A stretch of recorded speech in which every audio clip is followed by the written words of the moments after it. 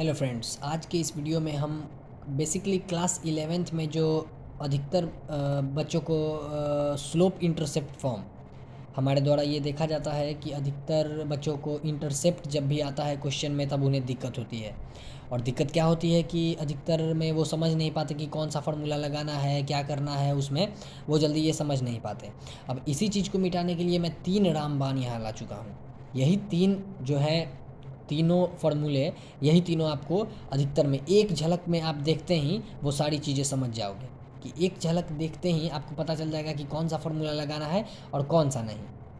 तो समझ गए? तो वो 3 चीज़ें अब मैं स्टार्ट करने जा रहा हूँ और वही 3 चीज़ें हैं। पहला चीज़ मैं समरी आपको पहले बता देता हूँ कि यदि किसी भी क्वेश्चन में एक्स इंटरसेप्ट दे दिया रहे तब आप कौन सा फार्मूला लगाएंगे, जब किसी भी क्वेश्चन में वाई इंटरसेप्ट सिर्फ दिया रहे तब कौन सा फार्मूला लगाएंगे, और तीसरी चीज़ जब एक्स वाई दोनों इंटरसेप्ट दिया रहे तब आप कौन सा फार्मूला लगाएंगे। यहाँ पर तीनों मैं इसलिए बता रहा हूँ एक समरी बना के, क्योंकि बुक में आपका दिया रहता है कि एक जगह पर 2 दिया रहेगा और बाकी एक अलग दिया रहेगा। मैं तीनों को बता के इसलिए बता रहा हूँ क्योंकि इंटरसेप्ट फॉर्म अक्सर एग्जाम में पूछा जाता है और कभी कभी ऐसा दिया जाता है कि इक्वेशन है और तब उसे आपको इंटरसेप्ट फॉर्म में बदलना है। तो वो सारी चीज़ों को मैं बताऊंगा। तो सबसे पहले आते हैं फर्स्ट पे कि यहाँ पर सबसे पहले लिखा हुआ है कि 3 things to solve all intercept form based questions. 3 ऐसी चीज़ें जिससे हम सभी इंटरसेप्ट फॉर्म पे बेस्ड क्वेश्चंस को हम सॉल्व कर सकते हैं। ओनली बेसिक, इसमें तो सबसे पहले बेसिक्स में बताऊंगा क्योंकि ये बीच में एक और चीज़ आएगी, मैं पहले बता देता हूँ। स्लोप निकालना आप लोग को आना चाहिए, क्योंकि स्लोप निकालना नहीं आएगा तब ये बहुत छोटी सी बात है। जैसे स्लोप निकालेंगे हम कैसे, यदि मान लेते हैं उसका इंक्लिनेशन, किसी भी लाइन का स्लोप निकालना हो और यदि उसका इंक्लिनेशन मतलब कोण, बना हुआ कोण, यदि एक्स एक्सिस के साथ यदि थीटा दिया हुआ है, मान लेते हैं थीटा यदि दिया हुआ है, तब हम क्या करेंगे कि जब वो थीटा दिया हुआ है तब हम उसका इंक्लिनेशन दिया हुआ है तब हम निकालेंगे टेन थीटा करके उसका निकालेंगे slope.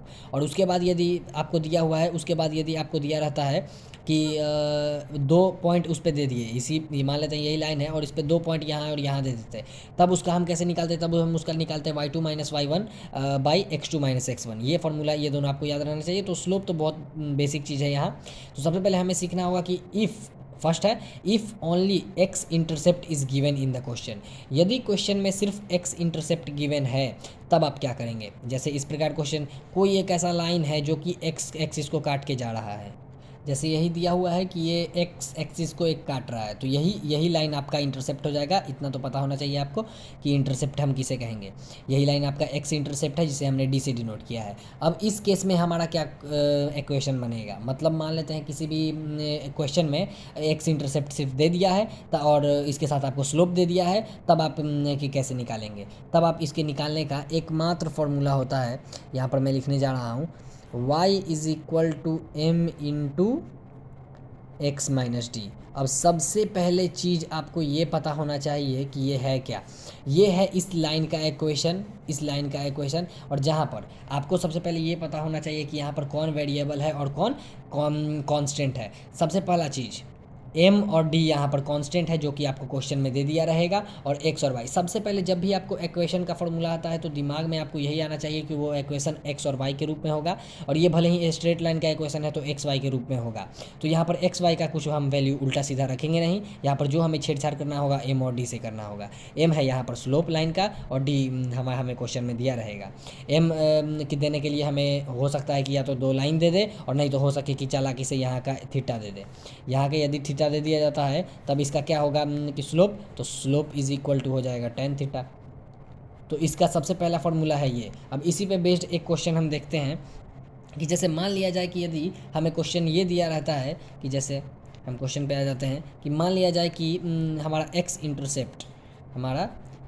Intercept is equal to, मान लेते हैं 2 दे दिया, और हमारा स्लोप दे दिया 1, स्लोप 1 दे दिया, ठीक। तब हाँ, इस केस में हमारा इक्वेशन क्या होगा, तब इक्वेशन ऑफ लाइन क्या हो जाएगा, y is equal to m into x minus d, y is equal to m into x minus d. X क्या है, तो एक्स की जगह पे तो हमें कुछ नहीं रखना है, और कि एम कि एक्स की जगह पे तो नहीं, और डी की जगह पे क्या रखना है, 2 ठीक है। और यहाँ पर हमें मतलब m की जगह पे हमें क्या रखना है 1, तो m तो हट जाएगा, खैर m हट गया। तो y is equal to x minus two, तो इसको आप सजा के भी लिख सकते हो x minus y minus two is equal to 0। बस यही है क्वेश्चन। तो सबसे पहले आपको यहाँ पर ये ध्यान में देना है कि d यहाँ x इंटरसेप्ट है और x इंटरसेप्ट सिर्फ दे दिया, तो उसका इक्वेशन होगा y is equal to m into x minus d, यही इसका इक्वेशन होता है। अब दूसरे पॉइंट पे हम आते हैं कि इफ़ ओनली, दूसरा पॉइंट ये है कि if only y intercept is given in the question, यदि आपको क्वेश्चन में सिर्फ वाई इंटरसेप्ट दिया रहे, वाई इंटरसेप्ट मतलब आप समझ सकते हैं कि वाई पे यहाँ पे एक लाइन आएगा जो कि कट करेगा और ये जो सी है उसको वाई इंटरसेप्ट कहेंगे। वाई इंटरसेप्ट मतलब वाई का एक खंड रहना चाहिए जो कि लाइन जहाँ तक काटा वही वाई इंटरसेप्ट। अब सिर्फ वाई इंटरसेप्ट देगा तब आप क्या करेंगे, जब सिर्फ वाई इंटरसेप्ट यदि आपके क्वेश्चन में यदि दे दिया जाता है तब आपको एकमात्र इक्वेशन लगाना है y is equal to M x plus C. ये इक्वेशन आपने कहीं ना कहीं सुना होगा, where c is the y intercept and m is the slope of the line. इस लाइन का स्लोप तो मैंने पहले ही बता दिया, 2 पॉइंट यदि दे देगा या इंक्लिनेशन दे दे तब आप बनाएंगे, ठीक है, यही बात है। तो फिर कि y is equal to M x plus C, इसका इक्वेशन होगा। जब आपको x इंटरसेप्ट दे तब क्या इक्वेशन लगाना है, y इंटरसेप्ट दे, यही चीज़ बाद में मैं समरी भी बता दूंगा। तो y is equal to M x plus C इसका इक्वेशन होगा जब आपको सिर्फ y इंटरसेप्ट दिया रहे। जब x और y इंटरसेप्ट दिया रहे तब वहाँ खेल बदल जाएगा, जब x इंटरसेप्ट अलग दिया रहे तब खेल अलग होगा, और जब y इंटरसेप्ट दिया रहे तब खेल अलग होगा। तो y is equal to M x plus C, तब इस समय हमारा इक्वेशन क्या होगा, तब हम इस समय इक्वेशन तो ये है, तब इस समय एक क्वेश्चन है जब हम ले लेते हैं एक क्वेश्चन, मैं बस ले रहा हूँ कि मान लेते हैं m is equal to negative of 1 दे दिया, ठीक, नेगेटिव ऑफ 1, ठीक। और let suppose that c is equal to intercept तो नेगेटिव होगा नेगेटिव तो हो ही सकता है, लेकिन यहाँ हाँ नेगेटिव -2 हम ले लेते हैं, और क्या। तो y is equal to M x plus C, तो y is equal to M minus X minus two, यानी X plus Y plus two is equal to 0, ये उसका इक्वेशन हो गया। तो बस आपको यही देखना है कि कैसे भी, सबसे बड़ा चीज़ यहाँ पर चैलेंजिंग ये हो जाता है, बच्चे तो ये कर लेते हैं बस कौन सा फार्मूला हमें लगाना है यही हमें समझ नहीं आता। जब तो इसलिए मैंने 3 चीज़ निकाला है कि y इंटरसेप्ट जब दिया रहे तब क्या करना है, x इंटरसेप्ट जब दिया रहे तब क्या करना है, और जब x y इंटरसेप्ट दोनों दिया रहे तब क्या करना है। और सबसे बड़ी चीज़ आपको यहाँ ये देखना है कि स्लोप निकालने में आप कहीं ना गड़बड़ी करें। ये ना कि इंक्लिनेशन दिया तो कुछ और एंगल रख दें, ये ना कि 2 पॉइंट दिया है तो कुछ और गड़बड़ी कर दे, तो कुछ गड़बड़ी आपको नहीं करना है उस समय। तो यही तो y is equal to M x plus ये दूसरा इक्वेशन है। अब अगले पॉइंट में हम आते हैं कि थर्ड पॉइंट में कि if x and y intercept both are given, यदि x और y दोनों इंटरसेप्ट दे दिया रहा है, यानी कुछ इस प्रकार का कि बनेगा। अब समझ सकते हैं जब x y दोनों को इंटरसेप्ट करेगा तब बीच में फंसा हुआ होगा लाइन, तो ये लाइन ऐसे तो हो सकता है इधर भी आगे बढ़ सकता है, लेकिन मैंने यहीं तक छोड़ा है। ये इधर से ये y इंटरसेप्ट है, ये x इंटरसेप्ट है। अब बोलोगे कि x इंटरसेप्ट को d क्यों नहीं लिया, y इंटरसेप्ट को c क्यों नहीं लिया, क्योंकि जब हम इक्वेशन लिखते हैं तब वहाँ पर a भी लिखने में ज़्यादा सूटेबल होता है, ऐसे आप c d ले सकते हैं। तब इस केस में क्या इक्वेशन क्या होगा, सबसे पहले x लिखो, उसके नीचे x का इंटरसेप्ट रखो a, प्लस y रखो, y का इंटरसेप्ट कौन है b, ठीक है, और इज इक्वल टू 1 हो जाएगा। अब x इंटरसेप्ट और y इंटरसेप्ट, x के नीचे x का इंटरसेप्ट, y का नीचे y का इंटरसेप्ट इज इक्वल टू 1 कर दो। जब x y दोनों इंटरसेप्ट दे दिया तब आपको ये बिल्कुल नहीं सोचना है कि x के इंटरसेप्ट के साथ हम फार्मूला लगा देते हैं y is equal to m into x minus d, या फिर y इंटरसेप्ट वाला फार्मूला लगा देते हैं, कुछ नहीं। जब x y दोनों इंटरसेप्ट आपको क्वेश्चन में दे दिया रहे, चाहे वो फिगर के द्वारा दिया रहे, जैसे यहाँ पर आपको दे देगा कि 0,2 दे देगा, तब वहाँ पर b का वैल्यू 2 है, कि यहाँ पर कि आपको 2,0 दे दिया तो यहाँ पर कि a का वैल्यू 2 है। तो ये सब कुछ चीज़ें आपको दिमाग में सीखनी होंगी, ठीक है। तो a और b का वैल्यू आप निकाल देंगे और बस यही पुट करना है। और यहाँ पर सबसे बड़ी चीज़ ये है कि यहाँ पर स्लोप का आपको कोई ज़रूरत नहीं है। इक्वेशन डायरेक्ट निकल जाएगा यहाँ पर स्लोप का आपको कोई ज़रूरत नहीं है। For example if x intercept, अभी जैसे हमने लिया कि a is equal to 2 and कि b इज़ इक्वल टू 2, तब क्या करेंगे, तब x/2 plus y/2 is equal to 1। अब 2 ये तो बहुत सिंपल एग्जांपल हो गया, लेकिन आप ट्राई करें कि करने का। x plus y is equal to 2, तो x plus y minus 2 is equal to 0, ये एक सिंपल इक्वेशन, ये इसका इक्वेशन हो गया। तो इसी पे आएंगे। तो अब मैं कि तीनों का समरी बस बताने जा रहा हूँ कि पहला पे जब x इंटरसेप्ट रहे अकेला, जब y इंटरसेप्ट रहे अकेला, या x y दोनों इंटरसेप्ट रहे, तब हम क्या करेंगे। अब आप एक चीज़ देखिए, आप लोग एक चीज़ देखिए कि यहाँ पर मैंने क्या किया है कि ब्लैक ब्लैक से जो लिखा है वो इंटरसेप्ट वाला है, और मैंने तीनों फार्मूला को अब एक जगह रख दिया है कि when only x intercept is given तब ये होगा y is equal to m into x minus d, when only y intercept is given तो y is equal to M x plus c, and when x intercept and y intercept both are given तब क्या होगा x by a plus y by b is equal to 1। आपको पता है कि यहाँ पर जो x इंटरसेप्ट है वो ये है और y इंटरसेप्ट है जो ये है, और x इंटरसेप्ट और y इंटरसेप्ट, तो x इंटरसेप्ट a है और y इंटरसेप्ट b है।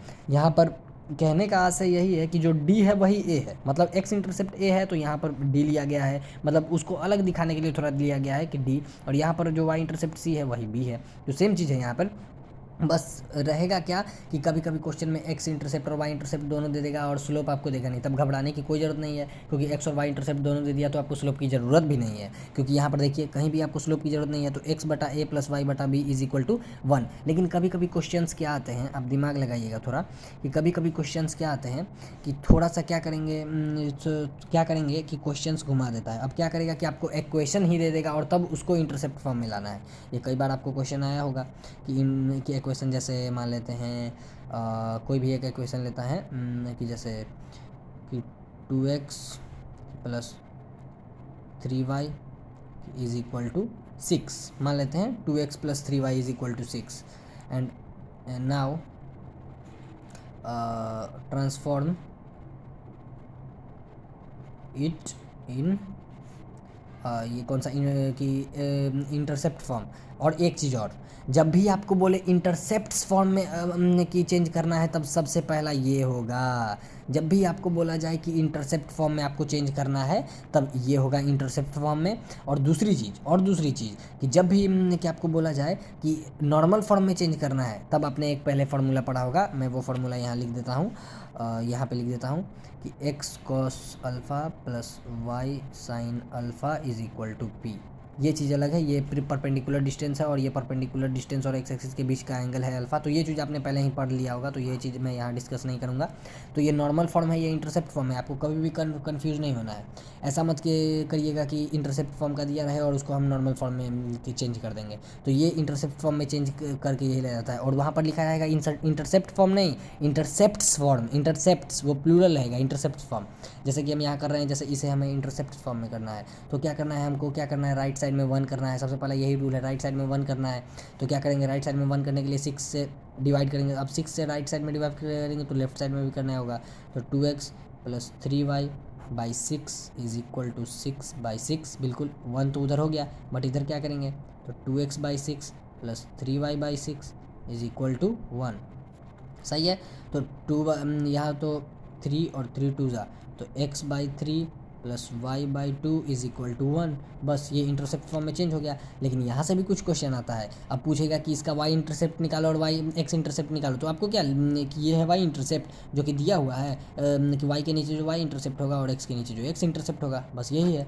तो 3 चीज़ें आपको बेसिकली याद करनी है कि जब भी क्वेश्चन में आपको x इंटरसेप्ट और y इंटरसेप्ट दोनों दिया रहे तब ये करना है, और जब भी x इंटरसेप्ट सिर्फ दिया रहे तब ये करना है। जब एक चीज़ और मैं बताना चाहूँगा कि जब आपको सिंगल कोई इंटरसेप्ट देगा, जैसे y इंटरसेप्ट सिर्फ दे दिया, उसके साथ स्लोप का कोई ना कोई घुमावदार ज़रूर देगा, जैसे 2 पॉइंट दे देगा उसका, या फिर कोई एक इंक्लिनेशन दे देगा, तो ये ज़रूर घुमावदार देगा।